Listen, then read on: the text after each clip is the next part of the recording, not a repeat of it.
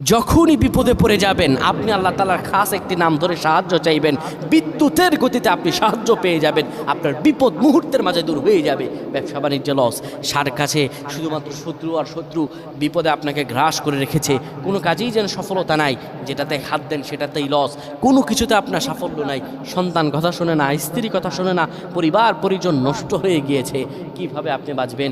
প্রবাসে আটকা পড়ে গেছেন, আসতেও পারেন না, কোনো কাজও পাচ্ছেন না, আপনি আমলটা করেন। এটি আমার কথা নয়, বিশ্বনবী মুহাম্মদ রাসূলুল্লাহ সাল্লাল্লাহু আলাইহি ওয়াসাল্লামের প্রিয় সাহাবী হযরত যায়েদ রাদিয়াল্লাহু তাআলা আনহু, তিনি একবার মক্কা থেকে হিজরত করে যখন মদিনায় যাবেন, ঠিক সেই সময় বিপদে পড়ে যান।